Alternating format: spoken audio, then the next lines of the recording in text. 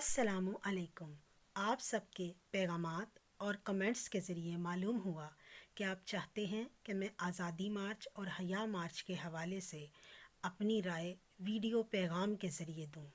मेरी तफसीली राय आप मेरे कॉलम में पढ़ेंगे। मैं आपसे चंद बातें करूंगी।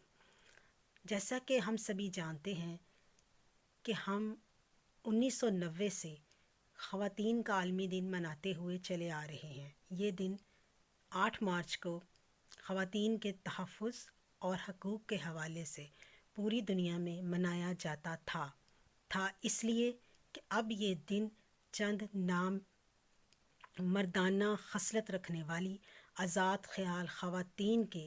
नाम निहाद और बेहुदा नारों और गैर इस्लामी रवैयों की भेंट चढ़ चुका है। और वो एक दिन जिसमें मर्दों के गैर इंसानी सलूक और गैर इस्लामी रवैयों पर बात की जाती थी नामुमकिन हो चुकी है, क्योंकि अब औरत को जिन्स समझने वाले मर्द हजरात ख़वातीन के हकूक़ पर गुफ्तगू को और उनके हकूक़ के लिए उठाई जाने वाली आवाज़ को इस्लाम से मुतसादम और इस्लामी तालीमात के मुनाफी करार दे रहे हैं। ये तो होना ही था, क्योंकि हम जिस मुआशरे में सांस ले रहे हैं वो मर्दाना मुआशरा है और मजमूई तौर पर मर्द को हर तरह से बर्तरी हासिल है। ऐसे में ये नारा लगाना मेरा जिस्म मेरी मर्ज़ी किसी तौर काबिल कबूल नहीं हो सकता था। और वैसे भी आप मेरी बात से इत्फाक करेंगे कि जो औरत ये नारा लगा रही है वो हर तरह से आज़ाद है और अपने हकूक़ का तहफ़्फ़ुज़ करना भी जानती है। ऐसे में और वैसे भी आप किसी भी तबके की औरत को ले लें, चाहे वो कामयाब है या वो कोई भी किसी भी तरह से वो किसी फील्ड में काम कर रही है, तो आपको उसके पीछे कहीं ना कहीं किसी न किसी ताल्लुक़ में कोई ना कोई मर्द ज़रूर नज़र आएगा, क्योंकि औरत तन्हा सरवाइव ही नहीं कर सकती। कदम कदम पर दरिंदा नुमा मर्द घात लगाए हुए बैठे हैं। ऐसे में औरत ये कह ही नहीं सकती कि वो मर्द से आज़ादी चाहती है। दर हकीकत ये नारा लगाने वाली औरत मेरा जिस्म मेरी मर्ज़ी नापसंदीदा मर्द से आज़ादी चाहती है। तो मर्द ने औरत की इस नादानी को पर मबनी जो नारा था उसको जान लिया और उसको उलझा दिया, लेकिन इसका नुकसान उस तबके की औरत के लिए हुआ है जिसके लिए ये नारा लगाया गया था। इसने उस औरत के हकूक़ और फ़राइज़ और उसके हकूक़ के लिए उठाई जाने वाली आवाज़ों को और उस दिन को जिसमें कहीं ना कहीं चाहे नाम निहाद करारदादें मंजूर होती थी, चाहे कुछ ना कुछ यानी कि अंडर द टेबल ही मामला तय होते थे, फिर भी कुछ थोड़ा बहुत खौफ था, उसको मसक करके रख दिया है। तो अगर आप मुझसे पूछें कि तो मैं आज़ादी मार्च और हया मार्च दोनों के कहीं ना कहीं ख़िलाफ़ हूँ,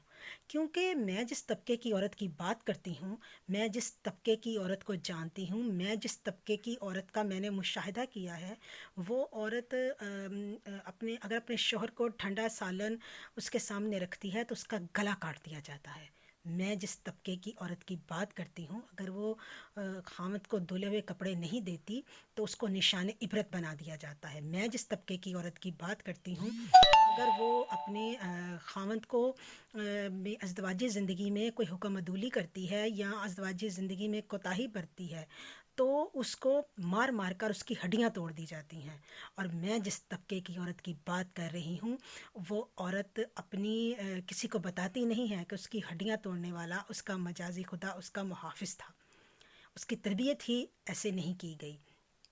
तो ये जिसके लिए नारा लगाया जा रहा है वो तो इनके घरों में उनकी नस्ल दर नस्ल ग़ुलामी कर रही हैं। वो इनके ज़हनी ही नहीं जिस्मानी ग़ुलाम भी हैं और उनके बच्चे भी ग़ुलाम ही पैदा होते हैं। तो ये कहना कि आप औरत की अज़मत के अलंबरदार हैं کہ یہ کسی طور قابل قبول نہیں ہو سکتا، کیونکہ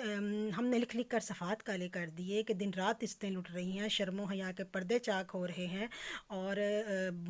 فحاشی بے حیائی نے پورے سماج کا، پورے معاشرے کا حلیہ بگاڑ دیا ہے۔ تو آپ کسی مارچ کا ہی اعلان کر دیں، آپ کوئی دھرنا ہی دے دیں، کوئی جلسے جلوس ہی نکال لیں۔ تو ہم نے دیکھا کہ کیونکہ آپ کے پاس تو صرف مارچ ہی مارچ ہے،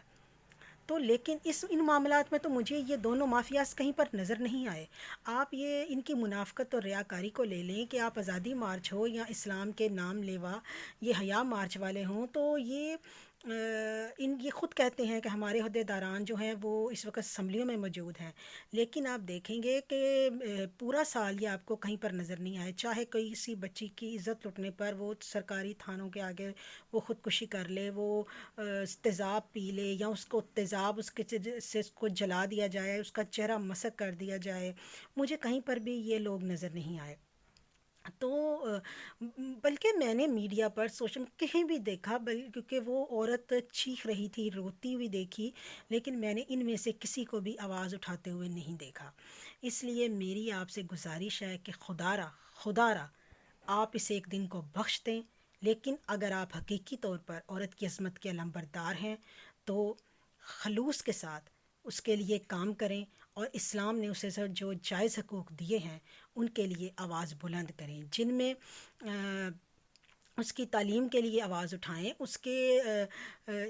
زمانہ جاہلیت کی جو رسمیں ہیں ان کو رد کرنے کے لیے بات کریں، اور ان کا جو ان رسموں کو آج بھی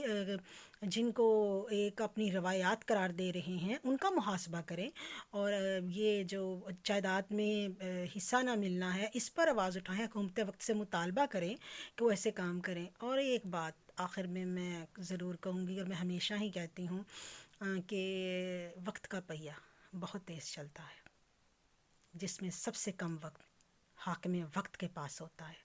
تو آپ سوچیں کہ آپ نے کیا کیا ہے، کیونکہ وقت تیزی سے گزر رہا ہے، عین ممکن ہے کہ حالات آپ کے موافق نہ رہیں اور آپ کے پاس پچھتاوے کے لیے بھی وقت نہ رہے، کیونکہ کئی آئے کئی گئے اور یہ وقت بھی گزر جائے گا۔ اور جہاں تک بات ہے میرے نظریات کی، تو میں ہمیشہ سے کہتی ہوں یہی رتبہ مجھے دلاتی ہے، یہی رتبہ مجھے دلاتی ہے جو ہے زنجیر میرے پاؤں میں، یہ وہ زنجیر نہیں جس کو توڑنے کے لیے آپ سڑکوں پر نکلے ہیں، یہ وہ زنجیر ہے جو مجھے اسلام نے پہنائی ہے، اور مجھے اپنی زنجیر پر فخر ہے، کیونکہ میں جتنی بھی کامیاب ہو جاؤں اپنے والدین کے لیے، اس معاشرے کے لیے، اور دنیا و آخرت میں میری کامیابی اسی میں ہے کہ مجھے اسلام نے میرے لیے جو حدود مقرر کی ہیں، یا میری ماں نے میرے گرد جو دائرہ لگایا ہے، یا میرے تعلیمات نے مجھے جو سکھایا ہے، میں اس کے مطابق اپنی زندگی بسر کروں اور اسی میں ہی اپنی کامیابی تلاش کروں۔ اس لیے، اور ہر عورت یہی چاہتی ہے، نہ اس سے زیادہ نہ اس سے کم، اس لیے معاملات کو اپنی تشہیر اور اپنی سکیموں کے ذریعے الجھا کر اپنی ذات کو مرکز بنا کر فوائد حاصل مت کریں،